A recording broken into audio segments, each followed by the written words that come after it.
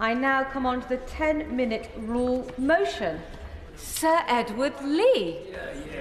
Thank you, Mr Deputy Speaker. I beg to move the Terminal Illness Relief of Pain Bill, a bill that requires the Secretary of State to issue guidance about the application of the criminal law in respect to the administration of pain relief by healthcare professionals to people who are terminally ill and for connected purposes. Now, we know, Madam Deputy Speaker, that a 10-minute rule bill is a delicate flower, almost certainly doomed to oblivion as there is no time for a second reading debate. But it can serve a purpose in demonstrating a truth or a problem, or even just asking a question. I'm moving this one today deliberately 10 days before the assisted suicide bill is debated because I want to highlight a real problem. There has simply not been enough time to consider the immense complexities of the issue until we are required to make our decision. And indeed, this is going to be the subject of a letter from the Mother of the House and myself in The Guardian tomorrow, a joint letter. A private member's bill may be an appropriate vehicle for an issue which is either narrow in scope or where the decision is relatively clear-cut. This is not the case here. Were this a government bill, which it should be, there would be an impact assessment. There is none. The bill is much longer than almost any other private member's bill, but it was only published very recently. What will be the impact on the NHS? Don't we need to know? At least one retired judge has questioned the role of judges. Shouldn't we know more? Now, my bill seeks to gain and give to the public extra knowledge on one key aspect of this debate.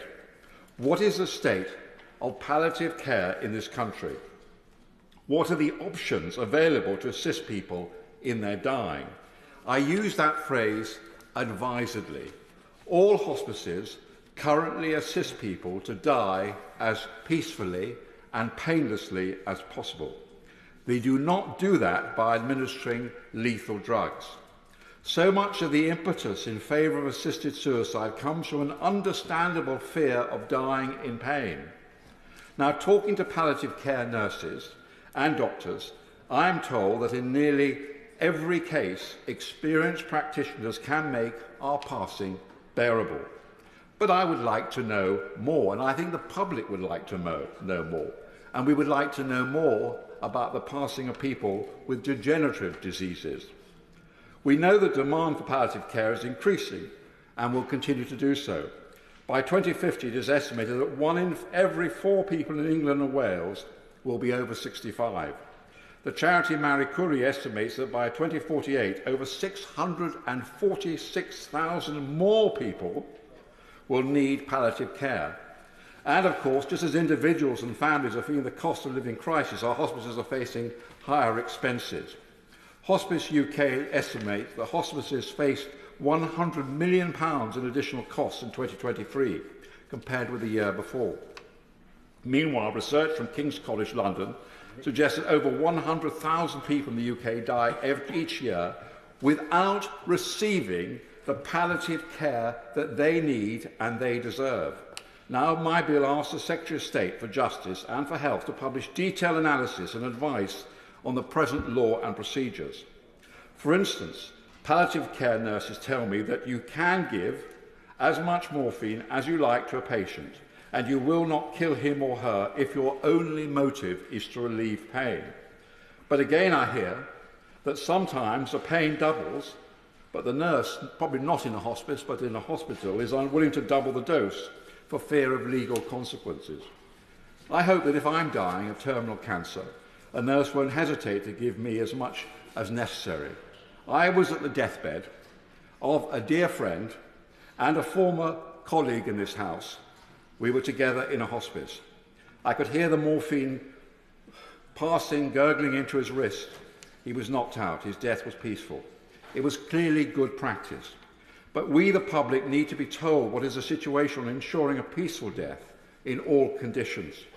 My bill would be a small step forward in taking the debate and informing it. Meanwhile, the debate in 10 days' time could be seen as a useful airing of the issues. Then, in a year or two, we could make a measured and well-informed decision. This is an immensely complex issue. First, there are deeply held moral and religious concerns about the ethics of assisted suicide. But even if these are no concern to some people, there are practical issues as well.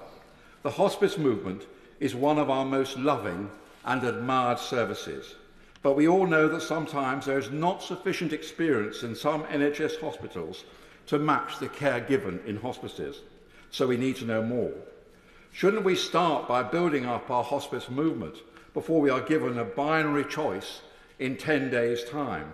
All this before we even start to consider other issues around the extension of the law in other countries or possible pressure on old people who feel themselves a burden. There is something else that we must consider. We know that we must provide more funding for the hospice and care home sector. But how can we afford it from general taxation? We need a national debate on a new social contract for a ballooning, frail and elderly population with multiple health needs.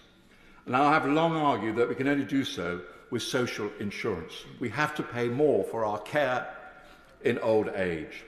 But what we don't want is pressure for assisted suicide for old people because there are not enough resources to pay for them in the present system.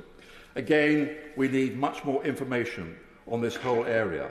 Now, I hope that my intervention now in seeking more knowledge and not just loudly stating my own position is helpful, and I hope that this bill is useful in that regard. Now, only today I received this letter from a doctor. Only recently I was giving my condolences to a grieving woman who had lost her husband in the early hours. He had been given a few small doses of pain relief and mild sedatives over the last few nights for symptom control, and had passed away peacefully at her side. She asked me in all seriousness, "Doctor, did the nurses give him something to make him die quicker last night?" This is an awful lingering doubt that she had. I was able to firmly reassure her that no, the medication would not have sped up his passing. For her and the vast majority of other patients, doctors are there to prolong life and palliate symptoms.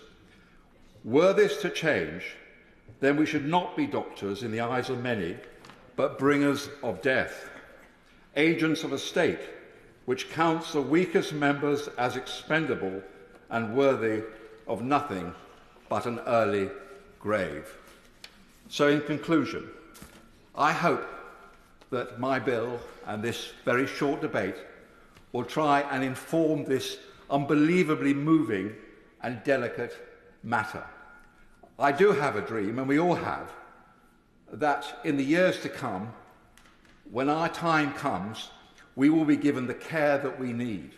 But there is so much doubt and uncertainty about this. So many people, of course, quite understandably, take a position from a point of principle. They may believe fundamentally from a religious point of view in right to life, or they may have a libertarian point of view which states that everybody has a right to control their own destiny.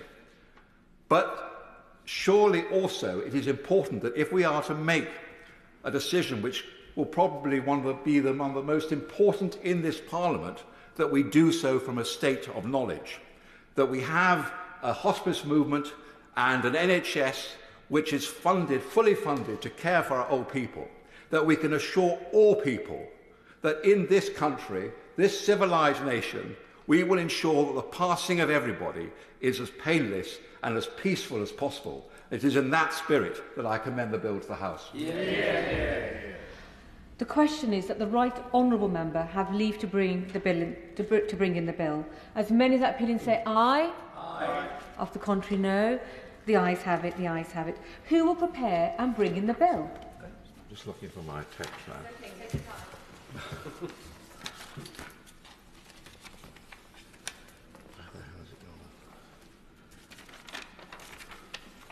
I'm sorry.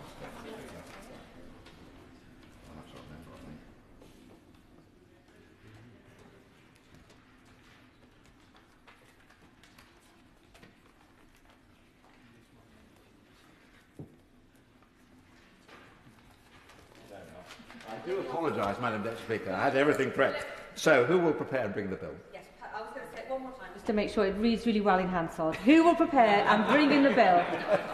Rachel Maskell, Sir John Hayes, Danny Kruger, Sir Christopher Chope, Sir Julian Lewis, Lincoln Jopp, Martin Vickers, Dame Meg Hillier, Saki Barty, Helen Grant, Sir Roger Gale and myself. Sir Edward Lee.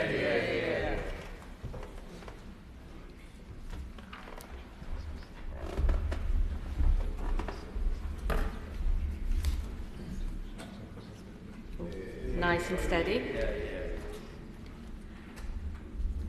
Very straight indeed.